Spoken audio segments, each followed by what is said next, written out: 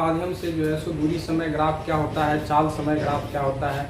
अब हम चर्चा करेंगे आपेक्षिक वेग यानी रिलेटिव वेलोसिटी, और उसके बाद जो है सो हमारा लास्ट टॉपिक आएगा वृत्तीय गति, जिसको सर्कुलर मोशन बोलते हैं। तो सबसे पहले हम देखते हैं आपेक्षिक वेग क्या होता है। तो इस चीज को हम समझते हैं आपेक्षिक वेग क्या होता है। तो चलिए देखते हैं आपेक्षिक वेग, इसे रिलेटिव वेलोसिटी भी बोला जाता है, रिलेटिव वेलोसिटी। आपेक्षिक वेग को समझने के लिए इसको क्या करते हैं कि आपेक्षिक वेग एक ऐसा वेग है कि जब कण क्या हो, दो कण क्या हो, एक साथ जो है सो गतिशील हो, तो पहला कण का जो है सो दूसरे कण के सापेक्ष जो वेग होता है वही हमारा क्या कहलाता है, आपेक्षिक वेग कहलाता है।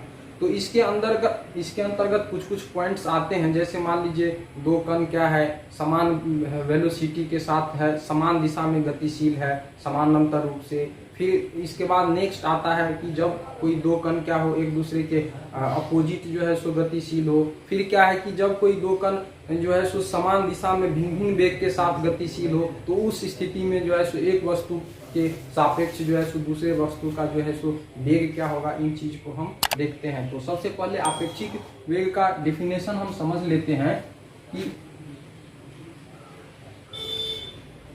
या इसको हम इस प्रकार लिख सकते हैं कि जब दो कण एक साथ गतिशील हो तो पहले कण या पहले कण के सापेक्ष, यहाँ कण के बदले हम अगर वस्तु ले लें तो ज्यादा बेटर होगा, यहाँ हम वस्तु ही ले लेते हैं। जब दो वस्तु एक साथ गतिशील हो तो पहले वस्तु के सापेक्ष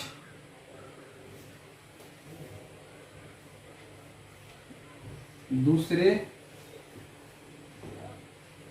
वस्तु का वेग आपेक्षिक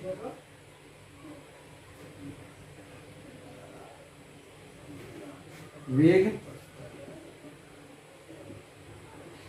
कहलाता है। तो ये है हमारा आपेक्षिक वेग। तो अब हम इसके अंतर्गत कुछ पॉइंट्स को देखते हैं। मान लीजिए क्या है कि दो वस्तु, इसको पहला पॉइंट मान के हम लिखेंगे। पहला पॉइंट में आएगा कि जब दो वस्तु क्या हो, एक ही दिशा में समानांतर रूप से क्या हो, गतिशील हो। मान लीजिए ये यहाँ से कोई फर्स्ट वस्तु चला और यहाँ से क्या हुआ, कोई सेकंड वस्तु चला, पैरेलल यानी समानांतर दिशा में एक ही वेग के साथ। मान लीजिए इसका भी वेलोसिटी v है और इसका भी वेलोसिटी v है, ठीक है, और इसका वेग डायरेक्शन भी क्या है, एक ही दिशा में है, यानी दिशा भी क्या है, समान। तो इस स्थिति में जो होता है रिलेटिव वेलोसिटी हमारा क्या निकल के आता है,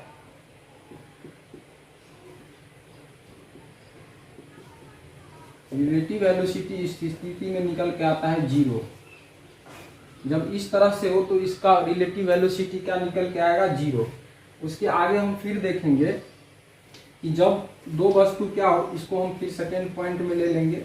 सेकेंड पॉइंट में क्या लेंगे कि जब दो वस्तु क्या हो, एक दूसरे के विपरीत दिशा में क्या हो, गतिशील हो, एक दूसरे के क्या हो, विपरीत दिशा में गतिशील हो, तो इसमें क्या हो जाएगा, मान लीजिए ये कोई वस्तु A है, यहाँ भी हम इसको A ही ले लें, A, और ये हमारा वस्तु क्या हो जाएगा B, यहाँ भी ये A है और यहाँ क्या हो गया, B हो गया। जब A और B क्या हो, एक दूसरे के विपरीत दिशा में गतिशील हो, तो इस टाइम इसका रिलेटिव वेलोसिटी क्या होगा, इस चीज को हम देखते हैं।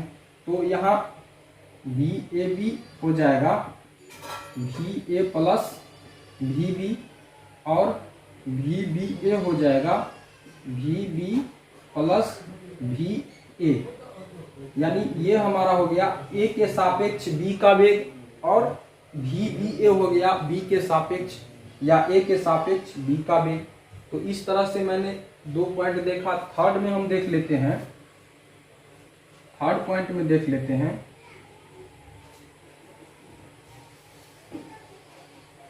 कि जब कोई दो वस्तु एक साथ, यानी मतलब एक पैरेलल पाथ पे क्या हो, गतिशील हो, दो वस्तु एक समानांतर पाथ पे गतिशील हो, लेकिन उनका वेलोसिटी क्या हो, अलग अलग हो, लेकिन डायरेक्शन अगर सेम हो, तो उस स्थिति में जो है सो उसका रिलेटिव वेलोसिटी क्या होगा, इस चीज को हम जानते हैं।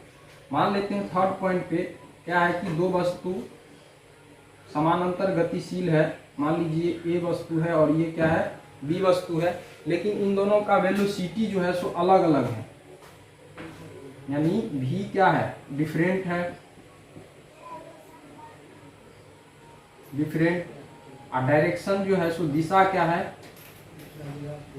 समान। तो इस स्थिति में जो है सो ए का सापेक्षिक वेग क्या होगा और बी का आपेक्षिक वेग क्या होगा, इस चीज को समझते हैं। तो इस स्थिति में जो है सो वी ए बी हो जाएगा हमारा V A plus minus V B और V B A equals to V B plus minus V A, यानी बी के सापेक्ष ए का वेग और यहाँ ए के सापेक्ष बी का वेग जो है सो इस प्रकार से हम निकाल सकते हैं। तो ये था हमारा आपेक्षिक वेग, रिलेटिव वेलोसिटी। अब हम आगे चर्चा करते हैं वृत्तीय गति, जिसे सर्कुलर मोशन बोलते हैं। तो दोस्तों, सर्कुलर मोशन को समझने के लिए हमें कुछ चीज आपको बताऊंगा। जैसे मान लीजिए कि अगर कोई वस्तु है, अगर वह किसी पैरेलल पाथ पे क्या है, गतिशील है, तो उस स्थिति में क्या होता है कि उसका डायरेक्शन और ये चाल जो होता है वह समान होता है, मतलब लगातार रूप से नहीं बदलता है। लेकिन सर्कुलर मोशन में क्या होता है, उसका चाल तो समान रहता है, लेकिन क्या होता है कि उसका डायरेक्शन जो होता है सो हर एक पॉइंट पे चेंज होता जाता है, प्रत्येक पॉइंट पे चेंज होता जाता है। तो उस स्थिति में जो है सो उसका सर्कुलर मोशन ज्ञात करने के लिए हम क्या करते हैं, किसी एक पॉइंट से उसका टेंजेंट ड्रॉ करते हैं, जिसे स्पर्श रेखा बोलते हैं। स्पर्श रेखा के थ्रू क्या करते हैं, एक टेंजेंट ड्रॉ करते हैं और टेंजेंट के माध्यम से हम क्या करते हैं, उसका जो है सो वेलोसिटी ज्ञात करते हैं। तो चलिए हम देखते हैं वृत्तीय गति यानी सर्कुलर मोशन क्या होता है, और इस चीज को मैं आप लोगों को मैंने देखा आपेक्षिक वेग। अब हम समझते हैं वृत्तीय गति यानी सर्कुलर मोशन को। इसको देखने से ही पता चल जाता है कि वृत्तीय गति को देखने से ही पता चल जाता है कि कोई वस्तु क्या कर रहा होगा, एक वृत्ताकार पाथ पे क्या कर रहा होगा, गति कर रहा होगा, तो उसे ही हम क्या बोलेंगे, वृत्तीय गति। मान लेते हैं ये क्या है, वृत्ताकार पाथ है और इस पे क्या कर रहा है, एक वस्तु क्या कर रहा है, गतिशील हो रहा है, तो उसे ही हम क्या बोलेंगे, वृत्तीय गति बोलेंगे। तो मान लीजिए स्ट्रेट लाइन पे क्या होता है कि जब कोई वस्तु गतिशील होता है तो उसका डायरेक्शन जो होता है, उसका डायरेक्शन और वेलोसिटी क्या होगा, सेम होगा, यानी एक समान गति के लिए, किसके लिए, एक समान गति के लिए। लेकिन वृत्तीय गति में क्या होता है कि वस्तु का चाल भले ही समान हो, लेकिन उसका डायरेक्शन क्या होगा, लगातार रूप से क्या होता जाएगा, चेंज होता जाएगा।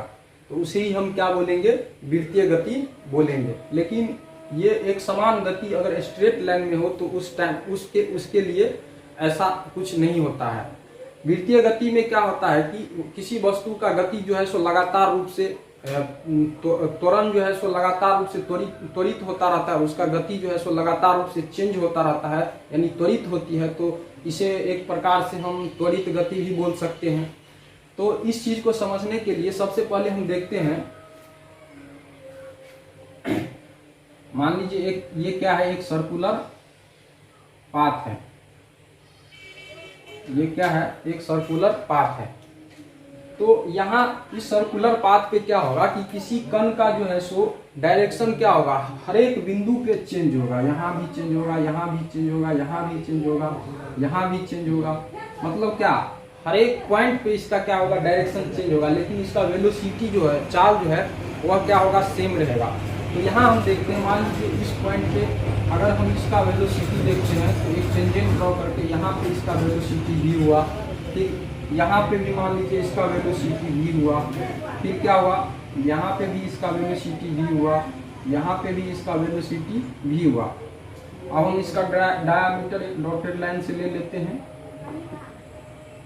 और ये वृत्त का क्या हो जाता है, ओरिजिन सेंटर हो जाता है, यानी इसको केंद्र बोलते हैं, इसको ओ से हम लिख लेते हैं और मान लेते हैं ये हमारा इसका क्या हो जाता है, रेडियस हो जाता है। तो जब कोई वस्तु क्या होता है कि वृत्ताकार पथ पे गमन कर रहा होता है तो उसको कुल दूरी तय करने के लिए मान लीजिए एक यानी वृत्त के परिधि के बराबर यानी 2πr डिस्टेंस क्या करना होता है, टोटल तय करना होता है। तो उस वस्तु, तो यहाँ हम देखेंगे वस्तु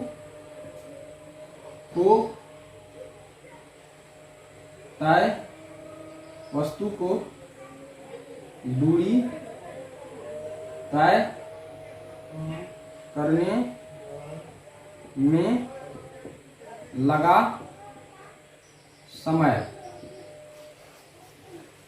t है, यानी t टाइम में क्या होता है कि ये एक पूरा चक्कर लगा लेता है, यानी यहां से लेकर के यहां तक। तो t समय में ये कितना डिस्टेंस तय करेगा, 2πr यानी वृत्त के परिधि के बराबर। तो यहां हम देखेंगे t समय में इसने कितना दूरी तय करा, 2πr के बराबर, और किस वेग से करा, तो v वेग से, ठीक है। तो इसको हम v से डिवाइड कर देंगे, यानी यहाँ आप देख ही सकते हैं जो दूरी बराबर क्या फॉर्मूला होता है, दूरी बराबर फॉर्मूला होता है हमारा चाल गुने समय। तो यहाँ अगर हम समय कैलकुलेट करेंगे तो क्या निकल के आएगा, दूरी बटा चाल या वेग। तो यहाँ दूरी जो है हमारा क्या है, 2πr है, और वेग क्या है, v है, और टाइम क्या है, t। तो t इक्वल्स टू क्या हो जाएगा, 2πr। और जब यहाँ से हम अगर इसका वेलोसिटी कोई इस कण का अगर हम वेलोसिटी निकालेंगे तो वेलोसिटी हमारा क्या निकल के आएगा, v इक्वल्स टू 2πr/t। तो दोस्तों ये फॉर्मूला जो है बहुत यूजफुल है, आप लोग इसका ध्यान रखेंगे। अब हम नेक्स्ट लेक्चर में आप लोगों को बताएंगे जो ग्राफ के माध्यम से जो विभिन्न प्रकार के इक्वेशन है, जैसे हमारा इक्वेशन आता है, एक आता है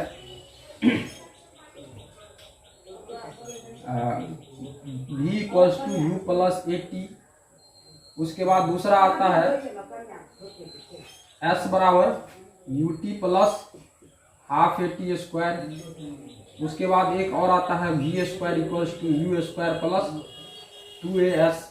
ये जो विभिन्न प्रकार के इक्वेशन हैं जो कि न्यूमेरिकल प्रश्न बनाने में बहुत हमारा हेल्प करता है, इन चीज़ को हम ग्राफ के माध्यम से और इक्वेशन के माध्यम से भी समझेंगे, जो ये किस प्रकार से कैसे सिद्ध होता है, प्रूव होता है। तो आज के लिए दोस्तों इतना ही, फिर मिलते हैं कल, और फिर हम इन चीज़ों पे विस्तृत रूप से चर्चा करेंगे। और उसके बाद जो है सो हमारा ये यूनिट जो है सो ख़त्म होगा, और फिर हम आगे स्टार्ट करेंगे गति के नियम, जिसमें न्यूटन ने 3 नियम दिया था, एक पहला नियम, दूसरा नियम, तीसरा नियम। ठीक है दोस्तों, तो फिर मिलते हैं कल के क्लास में, तब तक के लिए धन्यवाद।